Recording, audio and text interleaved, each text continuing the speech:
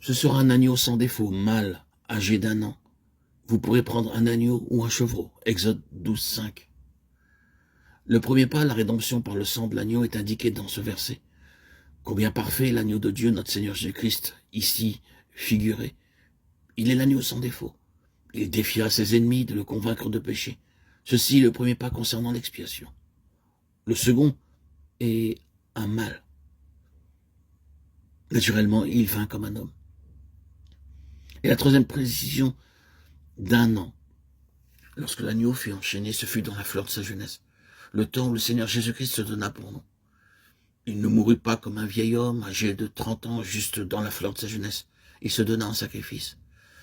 Le dernier trait où l'agneau fut esclave, vous le garderez jusqu'au 14e jour de ce mois, et toute l'assemblée d'Israël l'immolera entre les 2 soirs. Exode 12, 6. L'agneau de la Pâque en Égypte fut gardé pour le peuple afin qu'il puisse voir et examiner s'il n'y avait en lui aucun défaut. Le 4e jour, l'agneau fut enchaîné. Ainsi, notre Seigneur Jésus fut d'une perfection morale absolue. Notre Seigneur entra ensuite dans un ministère public pendant 3 ans et demi, où le peuple observait constamment sa vie. C'est après cela qu'il s'offrit lui-même en sacrifice. Quel soin fut apporté pour nous révéler le plan de la rédemption. Lorsque l'agneau fut enchaîné, ils firent usage du sang, l'aspergèrent sur les montants et le linteau des portes de leur maison, Exode 12, 7. Le premier fait est qu'il n'y a qu'un seul chemin pour échapper au jugement, c'est de venir sous le sang de l'agneau. Dieu qui pourvut au chemin substitutif afin de ne pas retourner en Égypte, y a pourvu une fois pour toutes pour nous aujourd'hui. L'Égypte est le type du monde. Le jugement de Dieu est sur tous. Tous ont péché, aucun n'est juste. Ainsi, il n'y a qu'un seul chemin pour échapper au jugement. Ce chemin est au travers du sang de l'agneau. Si les enfants d'Israël avaient gardé le sang sans l'asperger sur les montants des portes, ils se seraient placés sous la colère de Dieu.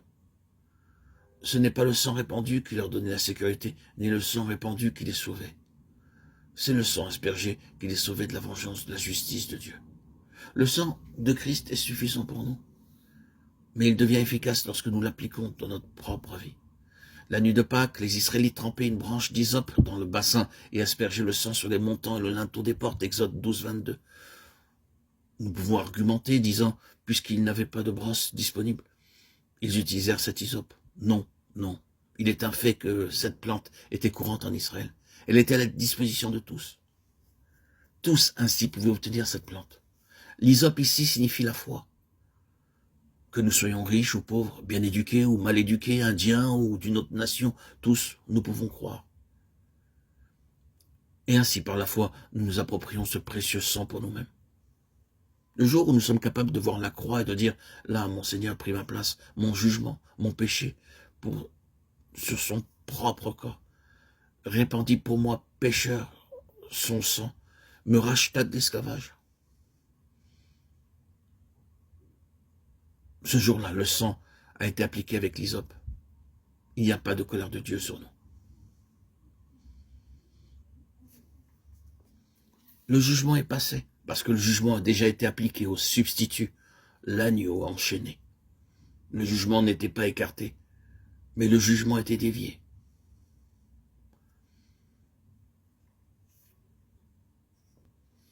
Il était blessé pour nos péchés, brisé pour nos iniquités. Le châtiment qui nous donne la paix est tombé sur lui.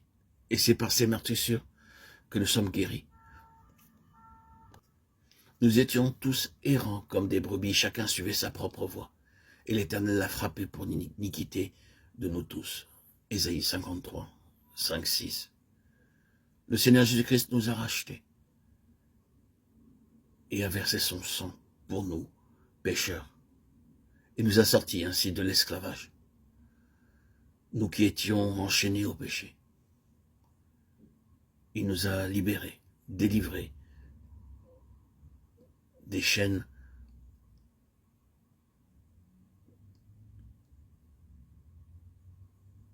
de la mort.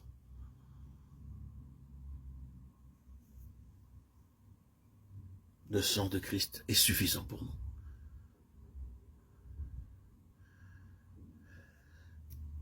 La justice de Dieu s'est accomplie.